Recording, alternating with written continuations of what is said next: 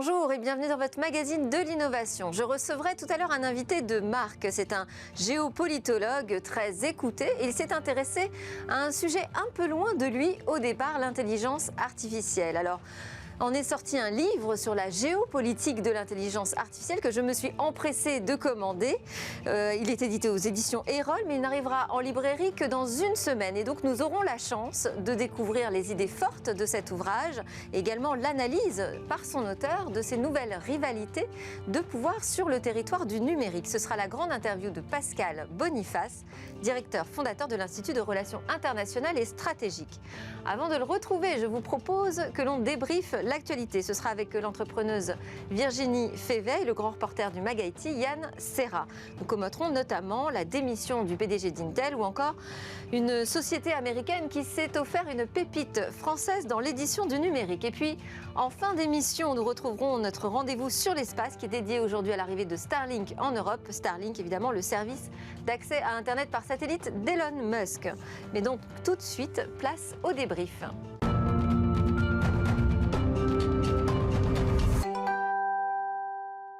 Dropbox, Intel, Glose, Checkout, c'est le débrief de l'actualité avec mes commentateurs aujourd'hui. Virginie Févet, fondatrice et directrice générale du centre de formation Startac, qui est autrice également de Stratégie e-marketing, qui va sortir en 4e édition dans un mois aux éditions Micro Applications.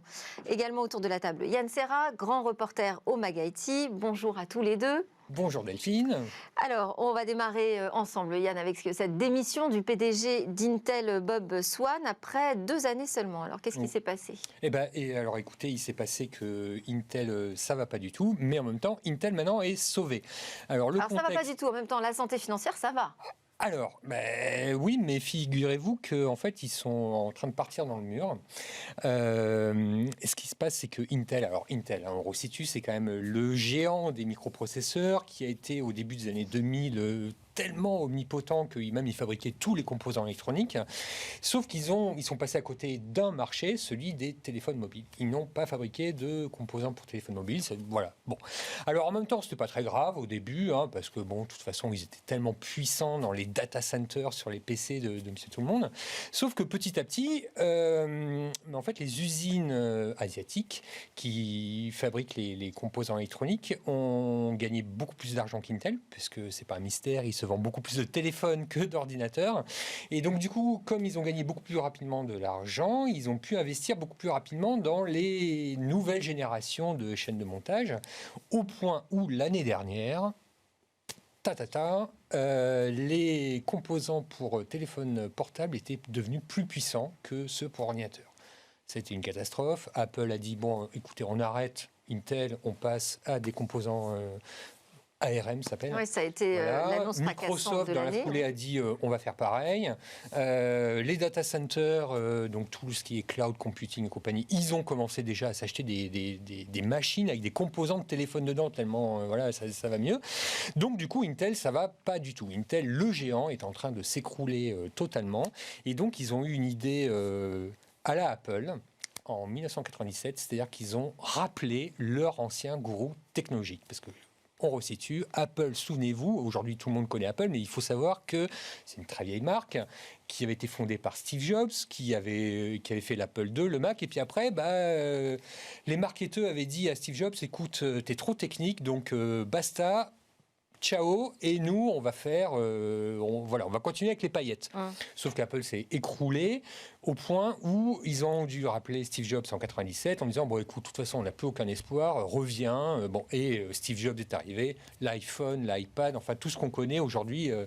Et donc, Intel a dit, bon, on va faire pareil. Et là, on est vraiment dans le mur, ça va pas du tout. Donc, on va rappeler notre gourou technique, Pat Gelsinger, qui était le monsieur qui était à l'époque celui qui a fait qu'Intel est devenu omnipotent.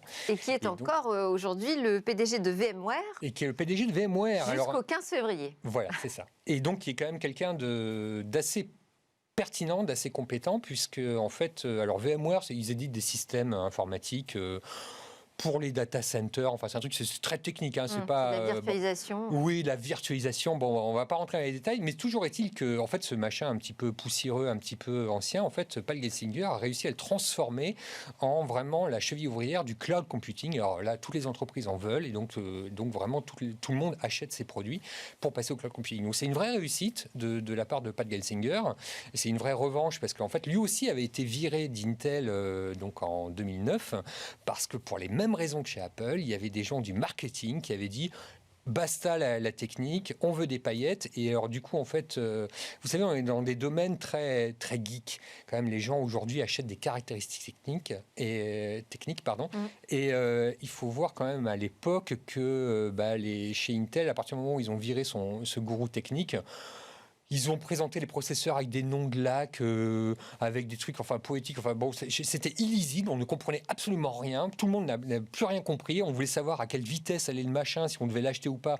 En fait, on avait des concepts marketing dans tous les sens. Et du coup, en fait, Intel s'est écroulé à cause de ça. Pour une boîte technologique, disons que c'est un peu dommageable d'oublier son cœur de métier. Donc vous pensez que c'est une bonne nouvelle là pour Intel? Je pense qu'Intel est sauvé.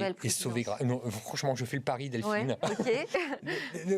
Vous voyez, il y a 2 semaines, je vous aurais dit, écoutez, je vais venir cette année pour vous annoncer la mort d'Intel, parce que là c'est définitif, on ne peut plus rien.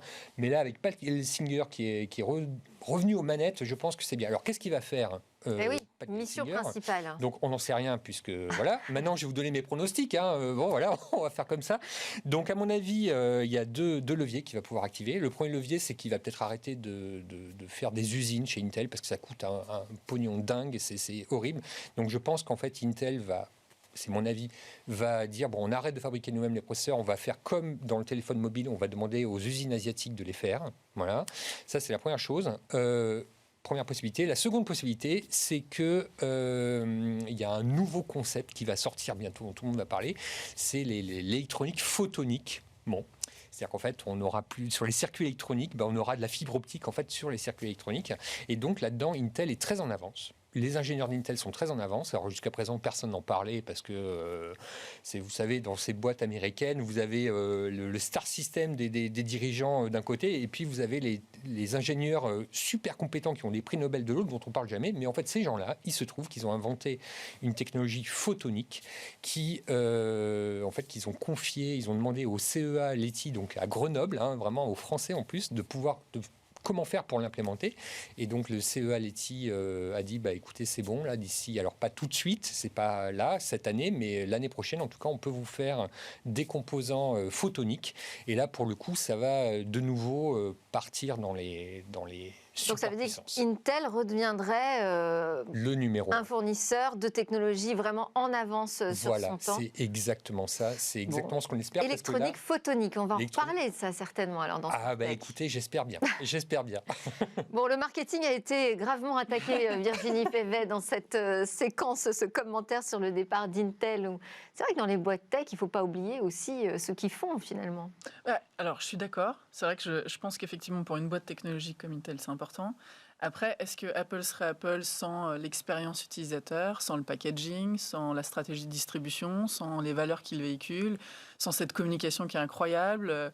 Je veux dire, c'est quand même...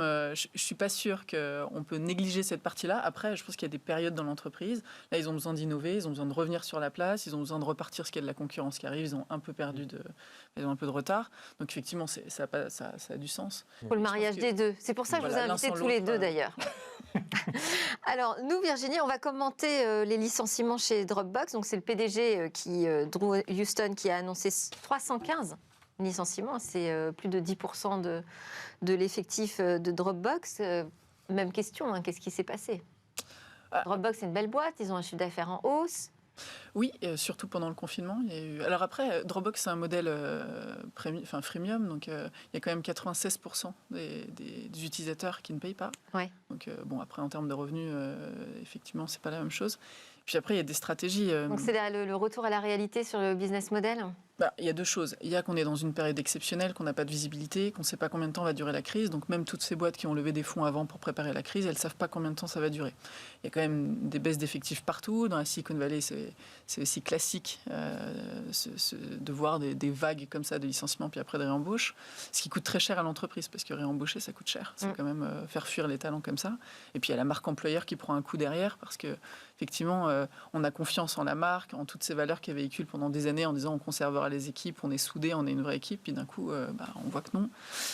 Mais ensuite, il y a aussi d'autres stratégies. J'ai vu les rumeurs qui circulent sur le rachat, un potentiel rachat de Dropbox par Zoom. On est en train de faire belle la mariée, en fait, c'est ça? Ça peut être une stratégie pour vendre à Zoom, alors pour différentes questions. Est-ce qu'il y avait un sureffectif ou pas? Parce qu'on embauche aussi beaucoup en masse et c'est une habitude et parfois plus qu'il ne faut. Ou est-ce que, derrière, il y a des enjeux rentabilité? Et Yann, comment vous voyez la nouvelle vie, la nouvelle croissance de Dropbox là, sur l'année 2021? Moi, j'ai deux avis. Ouais. Le premier, c'est que... Alors, c'est triste qu'ils virent comme ça des gens, mais en même temps, c'est pas grave parce que... Enfin, c'est pas grave, pardon. C'est grave. Mais il faut relativiser parce que dans ces boîtes-là, même si ça coûte très cher de rembaucher, dès que ça repart un petit peu, ils rembauchent à tour de bras. Moi, j'ai vu dans des boîtes où, a priori, il n'y avait pas besoin d'avoir grand monde, Uber, par exemple, donc c'est quand même les travailleurs, c'est des chauffeurs. Au siège social de Uber à San Francisco, il y a des centaines de gamins avec des Macs sur des canapés qui font je sais pas quoi. Mais en tout cas, comme il y a de l'argent, ils m'ont dit on embauche des gens. Et donc, c'est toujours comme ça là-bas. Dès que ça repart, ils vont embaucher plein de gens. Alors, ça, c'est le premier point. Le deuxième point, c'est quand même étrange qu'ils virent des gens, alors qu'on est d'accord que Dropbox, c'est quand même... ils devraient profiter de la pandémie. Absolument. Parce que c'est quand même un outil pour télétravailler. Donc, qu'est-ce que ça veut dire? Alors, peut-être que c'est pour se faire racheter. Peut-être aussi que Dropbox, techniquement, ils commencent à être un peu has-been. Peut-être que... alors, on parle de plus en plus de cloud computing. Et en fait, Dropbox a été assez innovant. Hein. Ça a été le premier à proposer comme ça de pouvoir synchroniser ses contenus en ligne et de les retrouver ailleurs. Mais maintenant, il y a plein de solutions qui apparaissent partout, notamment chez des géants, chez Google, chez Amazon. Et donc, du coup, et en plus de ça, il y a le modèle freemium déplaît un petit peu aux entreprises et les entreprises vont plutôt prendre ce service de synchronisation des données comme une extension d'autre chose, de Microsoft, d'un Slack ou c'est ça. Exactement. En fait, donc du coup, est-ce que le modèle de Dropbox c'est encore, est-ce qu'ils doivent pas se réinventer un petit peu? Voilà. Chercher des nouveaux ressorts technologiques aussi pour se réinventer. Ok. On enchaîne avec la levée de fonds, une levée de fonds géante, on peut le dire, de Checkout. Alors c'est une fintech, une licorne même, je dirais, britannique qui a levé 450 millions de dollars. Elle est spécialisée dans les solutions de paiement, dans l'infrastructure en fait de paiement en ligne pour les entreprises. Parmi ses clients, on compte H&M, Pizza Hut, Mango, l'Occitane, enfin bon. De très jolies marques. Ça a été une surprise pour vous, cette levée de fonds, Virginie Févet? Non, dans ce secteur, c'est quand même assez courant. Et puis, la dernière levée de fonds de Stripe, c'était 600 millions. Hein. Donc, finalement, c'est une guerre entre les acteurs. On est en pleine crise mondiale et on entend des montants pareils, c'est quand même dingue. Sauf qu'en plus, le patron, justement, de Checkout disait que pendant la crise, on a gagné 4-5 ans d'avance sur le e-commerce. C'est vrai que tous les commerçants se sont aperçus de l'intérêt du click and collect, etc. Les gouvernements aussi ont poussé à ce que tous les commerces, pour pas mourir, puissent aller sur le digital. Il y a eu beaucoup de boosts sur les formations, etc. Donc ça a accéléré tout ça. Donc le paiement, c'est un sujet. En plus, la réglementation s'est durcie aussi de ce côté-là. Donc ça nécessite aussi de plus en plus de couches de sécurité. Et donc on ne peut pas aller sur n'importe quel acteur. Et donc c'est des solutions qui coûtent très très cher à développer. Et qu'on s'offre aussi à prix d'or, sans doute, quand on est une entreprise ou un commerçant. Parce que ça fait vraiment la différence. Si on a la bonne technologie pour que l'achat soit finalisé sur son site. Ça se joue à pas grand-chose en plus. Ouais. Aujourd'hui, de plus en plus, il y a des enjeux de temps, c'est-à-dire d'interrogation de la banque, etc. Et des chiffres sont monstrueux aussi sur la fraude. Donc, effectivement, les pertes peuvent être très importantes. Et après, pour les sites e-commerce, il y a plein d'enjeux. Il y a l'installation facile, il y a la gestion. Quand on parle de marketing, là, pour le coup, il y a la techno, puis derrière, il y a l'usage, il y a comment on le met en place, etc. Et pour le coup, là, ils sont très forts. Et donc, ça devient l'entreprise financée par le capital risque la plus valorisée de la zone Europe. C'est assez impressionnant, c'est une bonne nouvelle pour nous. Il y a une autre plateforme britannique qui a cartonné, c'est Deliveroo. On n'a plus beaucoup de temps. Je voulais quand même qu'on dise un mot sur l'américain Medium, qui est une plateforme de lecture en ligne qui acquiert le français Glose. Donc ça, on est très content, qui est spécialiste de l'édition numérique, du livre et des lectures en ligne. C'est une petite start-up parisienne. Ça, c'est aussi la surprise, non ? Ces derniers jours, Virginie Févet ? Pareil, on a beaucoup lu. L'augmentation du temps de lecture, c'est de 50% pendant le confinement. Donc finalement, aujourd'hui, ça a tout son sens. Alors ça met encore un peu de temps à passer à l'usage. Je crois qu'il y a encore un peu de résistance, comme le CD à l'époque. On disait on adorait encore avoir l'objet et le conserver. Donc il y a encore ça sur l'aspect lecture, mais je pense que de plus en plus on va y arriver. Et donc ça me paraît pas. En plus, l'enjeu, c'est d'avoir un bon catalogue. C'est aussi assez chronophage pour aller chercher des catalogues, parce qu'il y a quand même certaines plateformes qui ont des catalogues assez anciens. Et donc c'est aussi l'enjeu, c'est d'avoir de la nouveauté, etc. et toucher le public. Et puis là, c'est du bon marketing. Et Medium, ils sont plutôt habiles. Disons que, alors, est-ce qu'ils sont habiles ou pas ? Moi, j'ai quand même un sentiment, c'est que dans toutes ces boîtes-là, il y a énormément de Français. Et à chaque fois, les développeurs, ce sont des Français. Les gars qui ont des idées, ce sont des Français. Et c'est pas étonnant que... Et ils sont rachetés. Et ils sont rachetés, oui. non, mais ils sont rachetés. Ils sont rachetés quand la boîte est déjà... Il y a une boîte française. Sinon, même quand les Américains créent des trucs, souvent, il y a des Français derrière. Donc on est vraiment... J'ai l'impression qu'en France, on a un vivier comme ça de talents qui s'exportent très, très bien. Ok, bon, ça c'est la bonne nouvelle. La mauvaise, c'est qu'à chaque fois on est racheté par des Américains. Mais alors, voilà. Bon, on doit s'arrêter là, on avait encore plein d'autres actus, mais on a tout bien détaillé. Merci beaucoup Virginie Févet de Startac et Yann Serra du Mag IT pour ce débrief de l'actu. Nous, c'est l'heure de notre grande interview géopolitique. Pascal Boniface, je m'embrouille, va nous parler des enjeux de pouvoir autour de l'intelligence artificielle.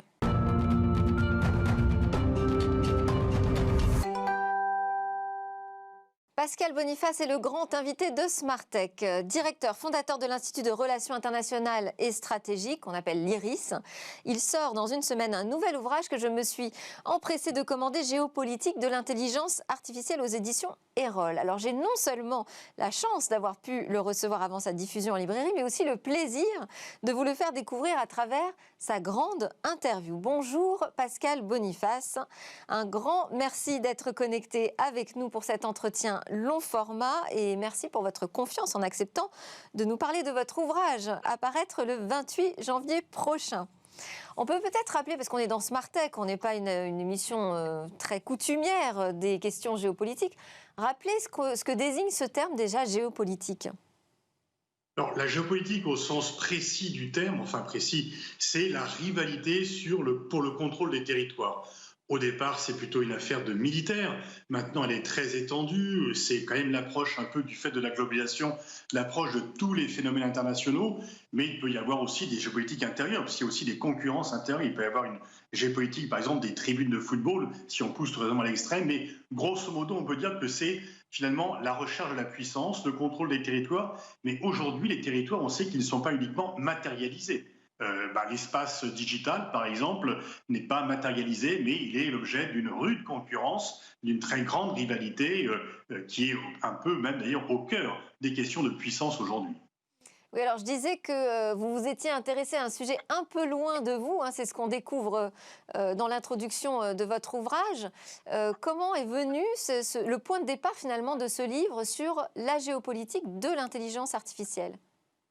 Alors, je ne suis pas technophobe, mais je suis nul en technologie. Ce n'est pas du tout ma spécialité. Et vraiment, j'étais nul en maths au lycée. Bon, vraiment, c'était loin de là. Mais je me suis rendu compte que le phénomène de l'intelligence artificielle était justement pas un phénomène qui devait être réservé aux spécialistes, parce qu'il pouvait avoir des conséquences non seulement au niveau de la puissance internationale, mais également dans notre vie quotidienne et sur les sociétés. C'est un sujet énorme qui peut aussi bien bouleverser notre société. Il y a le grand débat, est-ce que ça va aller plus de liberté ou est-ce que ça va aller plus de contrôle des citoyens ? Est-ce que c'est un nouveau 1984 ou un 1984 super, plus fort encore, ou au contraire le moyen de donner à chacun le droit de s'exprimer, le droit d'avoir accès à l'information ?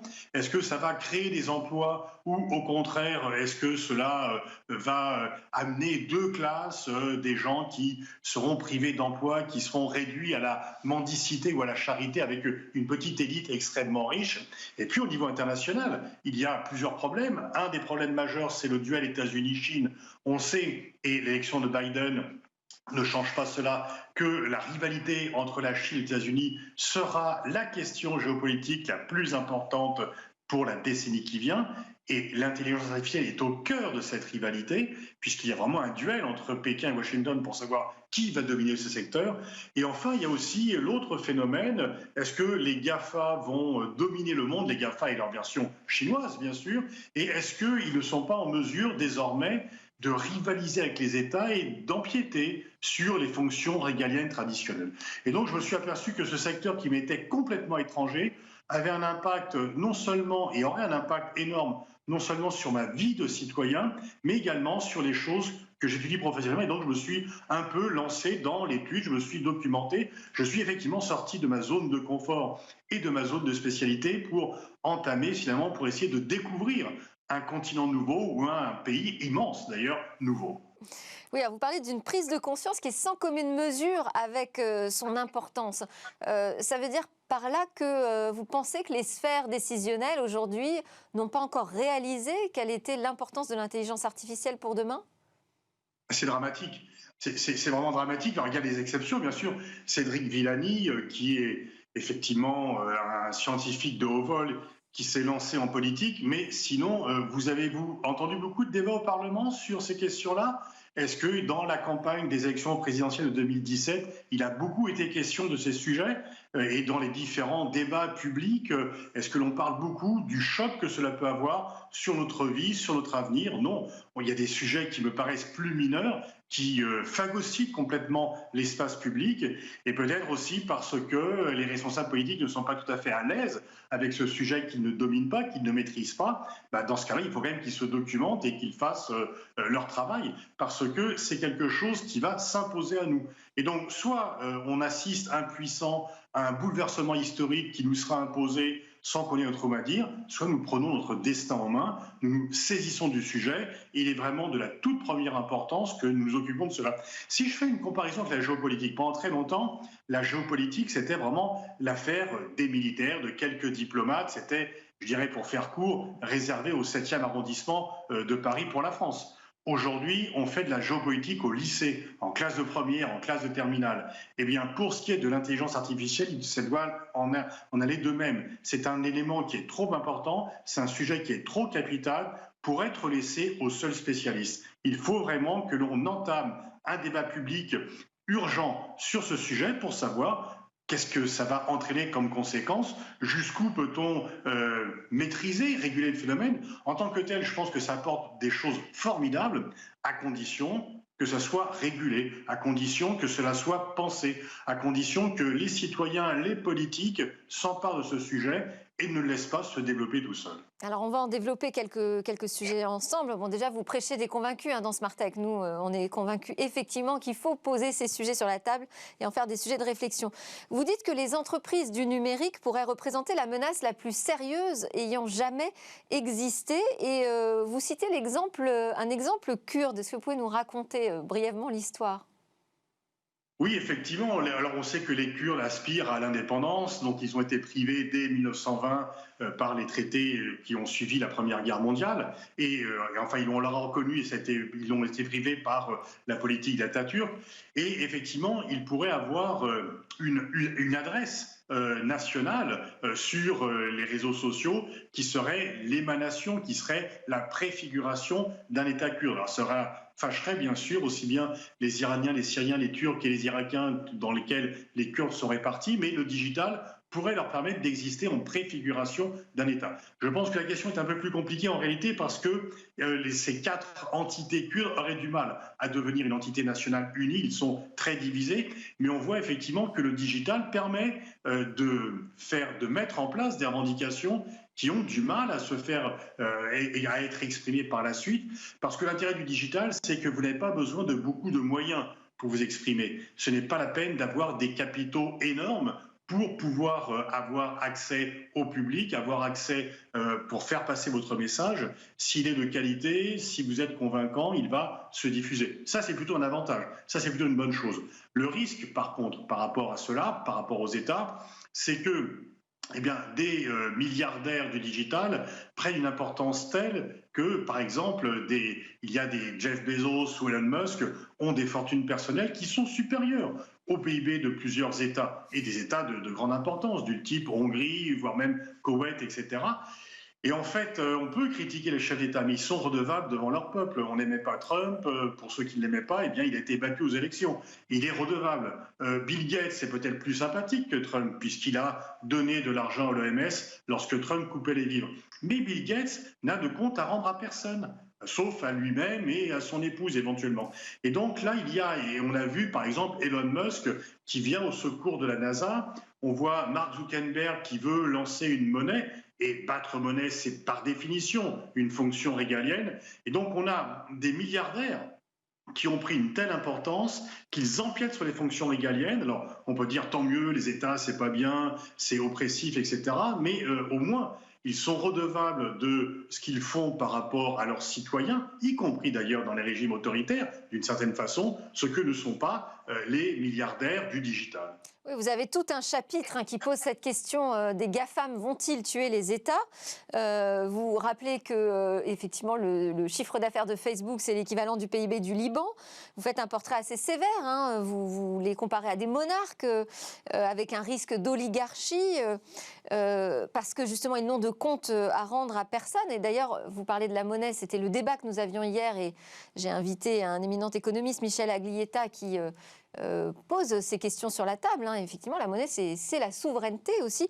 Est-ce que vous diriez que les États sont dépassés aujourd'hui par ces enjeux ou en tout cas font preuve d'inefficacité pour contrôler, garder le contrôle sur ces sujets régaliens ? Ils ont été pris de vitesse. Ils ont été pris de vitesse parce que les GAFA, les empires digitaux et leurs créateurs, qui sont des génies par ailleurs, qui ont un talent énorme, il faut bien le reconnaître, eh bien eux, ils sont très réactifs, très rapides et les États sont des machines un peu plus lentes qui ont mis du temps à réagir. Si on fait une comparaison avec la fin du 19e ou le début du 20e siècle, ce qu'on appelait les barons voleurs, c'était ces grandes fortunes dans les chemins de fer, dans le pétrole, eh bien, l'État américain a mis du temps à réagir et ensuite ils ont pris des lois antitrust pour les empêcher de prendre trop d'importance et d'empiéter sur les fonctions de l'État. Et là, on assiste depuis quelque temps par une sorte de conjonction de trois phénomènes différents aux États-Unis, en Europe et en Chine, chacun à sa manière. Aux États-Unis, il y a des enquêtes notamment sur Facebook, sur Google, notamment en termes de lois anti-concurrence. Et donc, il y a des actions en justice qui sont menées parce que la justice américaine et la justice des États fédérés américains estiment que ces compagnies ne respectent plus, entravent la concurrence, sont en situation de monopole et c'est finalement une menace pour la démocratie. Donc, la justice va trancher là-dessus. En Europe, on voit que la Commission européenne a réagi et que comme elle se veut géopolitique, eh bien, elle a voulu, sur le plan fiscal, sur le plan de l'accès aux données, limiter effectivement les pouvoirs des GAFA. Et puis en Chine, ils l'ont fait à la chinoise, ils ont mis au frais Jack Ma pendant quelques temps, il est ressorti avant-hier, mais il a compris qu'il ne pouvait pas empiéter et qu'en Chine, c'est toujours le parti, on disait du temps de Mao que le parti commandait au fusil, maintenant on peut dire que le parti commande aux empires digitaux. Et donc, dans les trois cas, une fois encore, chacun à sa manière, parce que les méthodes américaines, européennes et chinoises ne sont pas les mêmes, il y a une réaction des États contre l'omnipotence des empires digitaux. Mais une réaction peut-être un peu à contre-temps, ou en tout cas sur ces procédures, on voit le décalage avec la réalité. Notamment récemment, on a appris que Google venait de boucler son rachat de Fitbit, toutes ces montres connectées de santé, alors qu'il y a encore en cours des enquêtes antitrust sur justement cette acquisition. Dans votre ouvrage également, vous posez la question du printemps des libertés ou alors de l'hiver totalitaire. Est-ce qu'on va passer du rêve digital où effectivement c'est plus de puissance, l'homme augmenté, l'intelligence augmentée, au cauchemar totalitaire avec un étouffement des libertés? Est-ce que ça c'est un vrai danger aujourd'hui que la société court? Oui, effectivement, il y a un danger d'un contrôle total de la population et on peut dire quelque part que les nouvelles technologies donnent aux États ou donnent à ceux qui les contrôlent les moyens que George Orwell, lorsqu'il a écrit en 1948 son roman 1984, n'aurait même pas pu imaginer. Mais en même temps, moi je trouve qu'au final, en arbitrage, toutes choses étant égales par ailleurs, ces nouvelles technologies donnent quand même plus de liberté aux citoyens. Et on voit d'ailleurs qu'en 2019, qui a été l'année des révoltes dans le monde, l'année pré-Covid-19, eh bien, un peu partout, les révoltes dans le monde qui se sont déroulées, Soudan, Liban, Chili, Algérie, ont été en grande partie dues à une mobilisation facilitée par les réseaux sociaux. Le fait que l'on puisse toucher l'autre très facilement, qu'il n'y ait plus le monopole des gouvernements sur l'information. On peut craindre qu'il y ait un contrôle des populations, mais en même temps, auparavant, il y avait un autre type de contrôle.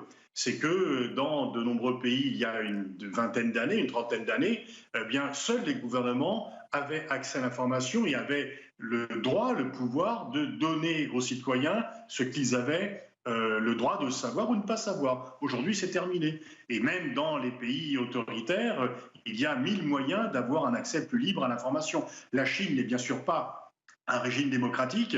Bien sûr, on peut s'inquiéter du contrôle social qui est mis en place en Chine, mais de toute façon, il sera toujours moindre que le contrôle social qui existait du temps de Mao Tse-tung. Et Mao Tse-tung n'avait pas besoin des nouvelles technologies de l'intelligence artificielle pour contrôler totalement la population jusqu'à leur chambre à coucher, puisque l'âge du mariage était déjà décidé par le Parti communiste et qu'au sein du couple, du temps de Mao, aucun des deux membres du couple ne critiquait Mao de peur que sa femme ou son mari ait le dénoncé au sortie du parti.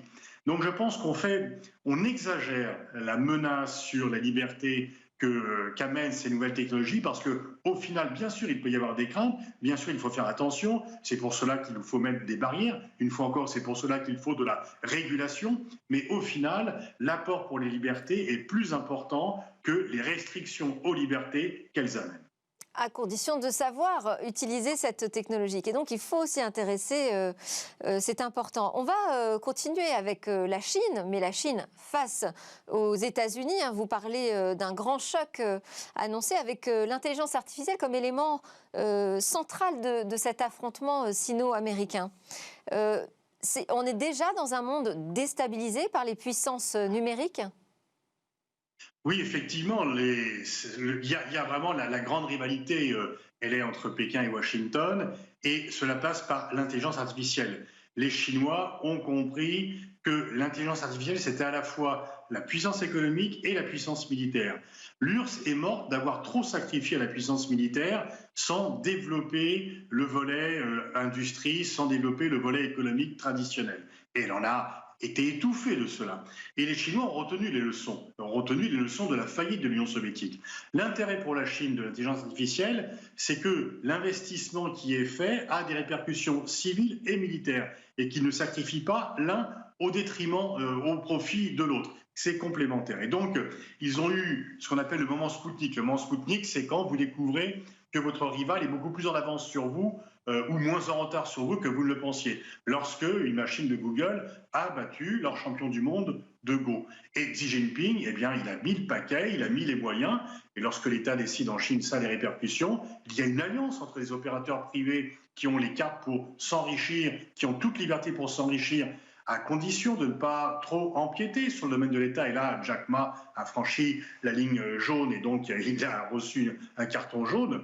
Et donc, effectivement, la Chine s'est lancée là-dedans et est en train de dépasser les États-Unis. Et finalement, aujourd'hui, alors que c'était un avantage très fort de la part des États-Unis, la Chine, là aussi, est en train de faire une avancée rapide. Prenons quand même juste 2-3 chiffres pour montrer cela.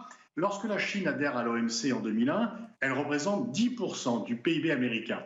En 2019, c'était 65%. Et le Covid-19 est venu encore plus accélérer ce rattrapage. Et les Chinois ont bien compris que l'intelligence artificielle était, comme autrefois l'espace, comme autrefois les armes nucléaires, un enjeu essentiel de la compétitivité, de la puissance et de la force d'un État. Et sur l'affaire TikTok, qui est plus récente, avec Donald Trump qui a voulu imposer ses règles, vous dites que c'est un aveu de faiblesse.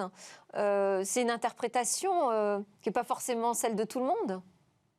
Oui, bien sûr. Moi, j'étais très frappé parce que Quand j'étais plus jeune, pendant la guerre froide, eh bien, vous ne pouviez pas écouter les disques des Beatles en Union soviétique, ni en Chine. Vous n'aviez pas de film américain qui allait en Chine et en Union soviétique. Il n'était même pas possible de porter des blue jeans dans ces pays. Pourquoi? Parce que les pays communistes fermaient leur société aux produits occidentaux de peur de contaminer la jeunesse, et qu'elle prouve que finalement la vie dans les pays occidentaux était plutôt sympa et que c'était mieux là-bas. Et là, c'est à front renversé. Qu'est-ce qui bloque une application qui paraît sympa et attractive pour la jeunesse américaine? TikTok, c'est Donald Trump. Donc on est passé avec Donald Trump d'un monde où les Chinois fermaient leurs portes à la culture américaine à un monde où les États-Unis craignent les produits exportés de la Chine et la puissance culturelle chinoise indirecte qui pourrait trop influencer leur jeunesse. Donc c'est quand même assez impressionnant comme renversement des perspectives. C'est vrai. Et en Europe, on a une carte à jouer, parce qu'on parle beaucoup de la régulation, de notre souveraineté numérique. Est-ce qu'il est encore temps pour l'Europe d'exister dans cette rivalité de pouvoir? Il est encore temps, ça ne sera plus très longtemps, mais il est encore temps. Alors, je pense, et en suivant un peu ce que disent les spécialistes, que aussi bien Thierry Breton que Cédric Villani, que pour ce qui est des données personnelles, bon, les réseaux sociaux américains ou chinois ont pris de l'avance. Par contre, pour les données industrielles, la partie est loin d'être jouée et l'Europe peut obtenir une avance, a déjà quand même une solide base sur la question de santé également. Et donc la partie n'est pas terminée, à condition qu'on se lance, à condition qu'on ne soit pas les spectateurs passifs du duel entre Pékin et Washington et que l'on se dise qu'on a une carte à jouer. On a fait les RGPD, alors certains disent oui, pendant que les États-Unis innovent et que la Chine produit, nous on réglemente. Non, c'est quand même quelque chose qui peut avoir un impact sur l'extérieur, qui nous protège.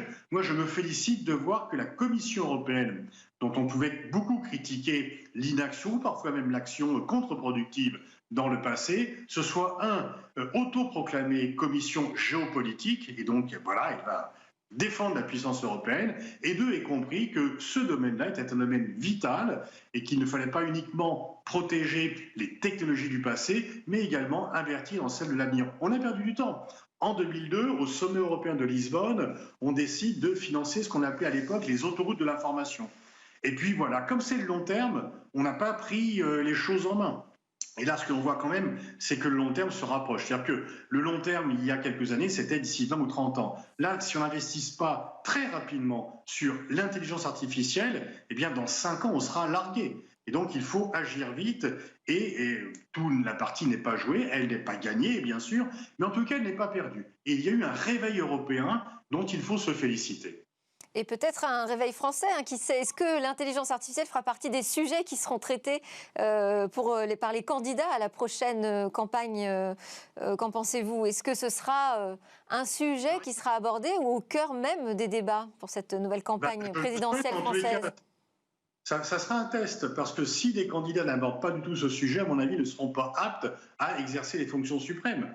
Oui. Quelqu'un qui viendrait aujourd'hui se présenter devant le suffrage des Français et qui n'aurait pas une réflexion, un programme sur une question aussi importante, c'est un peu comme si un candidat venait se présenter et disait « moi la défense, je m'en fous » ou « les affaires étrangères, je m'en fous, j'ai pas de programme là-dessus ».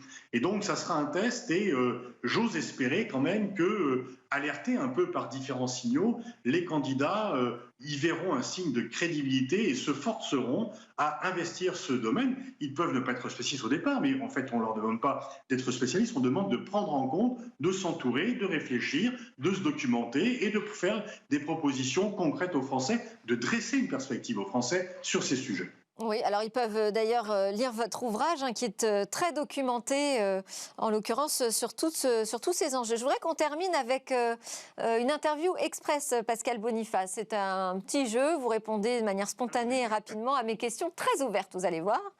On va démarrer avec la première. Quels sont vos rêves ? Je ne me rappelle pas quand je me réveille, donc je ne peux pas vous dire, mais... le rêve, c'est si les rêves éveillés, si vous voulez, ce serait un monde qui serait géré dans le respect des autres, plus multilatéral, et dans lequel, effectivement, les décisions seraient prises de façon collective, et non pas en pensant qu'on peut l'imposer aux autres parce que son système de valeurs, et on est persuadé que son système est supérieur à ceux des autres. Vos peurs ?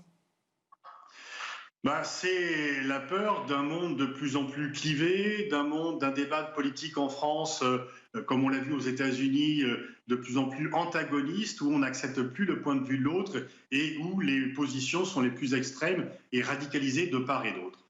Le futur, vous l'imaginez comment ? Je reste optimiste, je pense que l'intelligence collective finira par l'emporter, même si on n'en a pas la preuve au quotidien, mais qu'au final, si on se mobilise, eh bien, on pourra faire prévaloir, parce que je pense surtout que c'est pas question d'être généreux, c'est question de ne pas être idiot. Et qu'en fait, si on ne pense pas collectif, on perd collectivement. Et dans 5 ans, vous écrirez un ouvrage sur quoi ?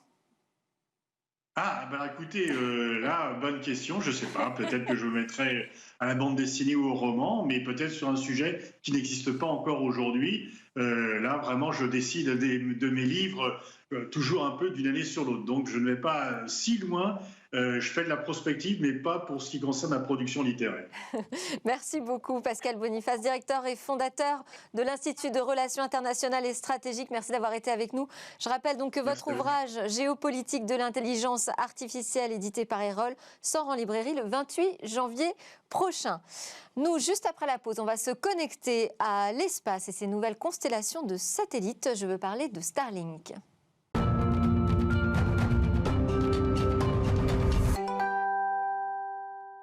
Nous sommes de retour pour la suite de Smart Tech et le rendez-vous de Cécilia Sévry sur l'espace. Bonjour Cécilia. Bonjour Delphine. Aujourd'hui, donc, on va faire un focus sur le réseau Internet satellitaire Starlink, dont le service vient d'arriver en Europe. Oui, et les premiers à en bénéficier, ce sont les Anglais. Les premiers abonnés, les testeurs de la version privée bêta, peuvent désormais surfer sur Internet avec un haut débit n'importe où en Angleterre.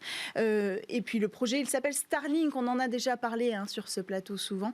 C'est une constellation de mini-satellites. Les mini-satellites, eh bien, c'est cette nouvelle génération de satellites qui est en train, d'une certaine façon, de révolutionner un petit peu la transmission de données et le milieu satellitaire en règle générale. Alors, avant de revenir sur le service Starlink, on peut peut-être rappeler les grands principes du mini-satellite. Alors, ce sont des tout petits satellites, évidemment. En réalité, il y a plusieurs types.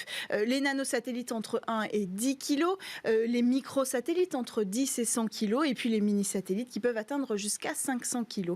Ces smallsats, ils sont pensés pour être déployés en constellation, pour construire véritablement tout un réseau de connexion pour garantir en fait une couverture énorme. C'est bien l'idée de pouvoir en mettre le plus possible et des plus petits, parce qu'en termes de maintenance aussi, c'est beaucoup pratique, de maniabilité, etc. Et depuis 2017, en fait, le nombre de ces smallsats augmente énormément. On n'en avait pas avant, donc tout est à faire. Et dans les prochaines années, on en aura encore des milliers et des milliers dans le ciel. Et comment on les envoie justement dans le ciel, dans l'espace ? Alors, la fusée, c'est encore la solution numéro 1, évidemment. Il y a aussi l'avion avec un système de lancement aéroporté. Et puis, récemment, on a pu découvrir une troisième option sur ce plateau, d'ailleurs, dans la chronique Innovation, c'est le drone. Une solution qui est bien plus économique et bien plus rapide. Il s'agit de drones autonomes qui pourraient envoyer dans l'espace les mini-satellites. L'avantage aussi, c'est qu'on pourrait en envoyer plusieurs drones qui eux-mêmes pourraient porter plusieurs groupes de mini-satellites, donc le déploiement serait extrêmement efficace. Et comment ça se passe ? Alors, pour qu'un satellite soit mis en orbite et satellisé, il faut qu'il soit lâché dans l'espace par le lanceur à la bonne vitesse. Parce qu'en fait, quand on amène un objet dans l'espace, il est soumis à deux forces. Il y a la force d'attraction terrestre qui va attirer l'objet vers le sol, et puis il y a la force centrifuge qui va éloigner ce satellite à cause de la vitesse, un petit peu comme quand on est dans un manège qui tourne rapidement comme ça et que donc on a tendance à s'éloigner. Donc l'idée, c'est d'équilibrer ces deux forces, en fait, de donner assez de vitesse, la juste vitesse à l'objet que l'on veut satelliser pour qu'il se stabilise entre la force d'attraction et la force centrifuge et qu'il reste en orbite autour de la Terre. Alors, on va revenir à l'actualité Starlink. Parlez-nous un petit peu plus de l'offre de cette connexion Internet qui arrive en Europe. Qui arrive en Europe. Alors, l'ambition d'Elon Musk avec Starlink, c'est d'ouvrir un service Internet haut débit à tous dans le monde, et en particulier aux personnes qui n'y avaient pas accès jusqu'à aujourd'hui. Alors, ces smallsats, ces mini-satellites, on les appelle des smallsats, ils se démarquent parce qu'ils sont placés en orbite basse, et en général, les satellites classiques, ou même les plus petits, on les met en orbite haute, ce qu'on appelle une orbite géostationnaire. Mais ça a un avantage, c'est qu'on va pouvoir diminuer le temps de latence. Vous savez, c'est le temps que va mettre Internet entre la demande et la réponse. Donc là, on va pouvoir le diminuer considérablement en passant de 600 millisecondes à 35 millisecondes maximum. Et ça, c'est très intéressant et c'est l'ambition donc de Starlink. Et quand est-ce qu'on démarrait les lancements de Starlink? Alors, le premier déploiement massif, c'était 60 mini-satellites qui sont partis en mai 2019, c'est il n'y a pas longtemps. Et pourtant, aujourd'hui, déjà plus de 1000 satellites de Starlink ont été déployés dans l'espace. Et il y a 2 jours, d'ailleurs, c'est d'actualité, 60 nouveaux mini-satellites sont allés s'installer en orbite autour de la Terre. Pas forcément pour le plus grand bonheur de la communauté scientifique. Non, ça coince un peu de ce côté-là, il faut le dire, parce que il y a plusieurs problèmes. Déjà, il faut le dire, il y a déjà 8000 tonnes de déchets qui tournent en orbite autour de la Terre.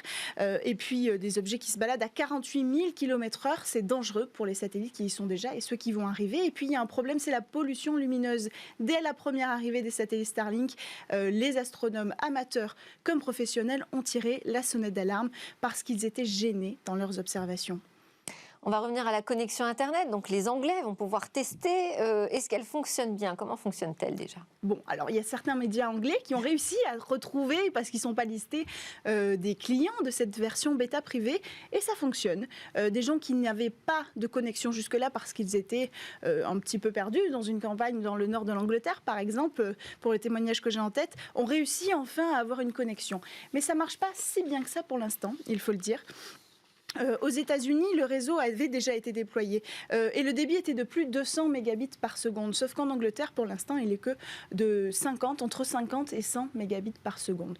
Mais c'est normal. C'est déjà pas si mal. Hein. C'est pas si mal, surtout quand on n'avait pas Internet jusque-là, il faut le dire. Mais c'est pas la promesse encore annoncée par Elon Musk. Et puis, il faut dire aussi que c'est pas si accessible que ça en termes de prix, parce que pour être bêta-testeur, il faut dépenser 500 € pour le kit seulement et ensuite un abonnement de 94 € par mois. Alors là, par contre, aucun quota de données. On pourra télécharger tout ce qu'on veut, autant de données qu'on veut.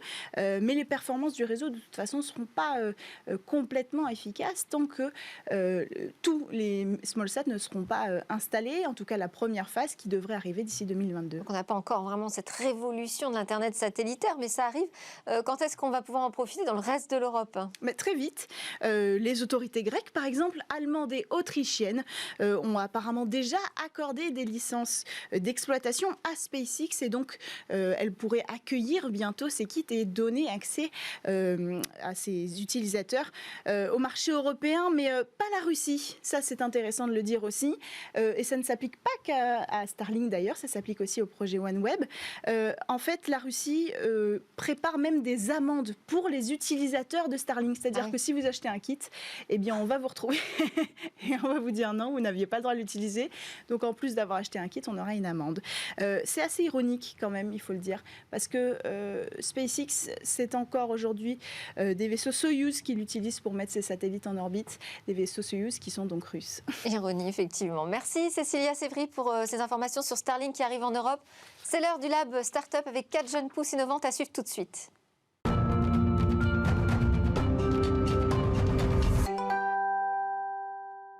Merci à tous de nous avoir suivis. J'espère que vous aurez apprécié comme moi cette grande interview avec le géopolitologue Pascal Boniface et tous ces décryptages de l'actu du numérique et des enjeux autour de l'innovation cette semaine. On se retrouve lundi pour de nouvelles discussions sur la tech. En attendant, je vous souhaite un excellent week-end.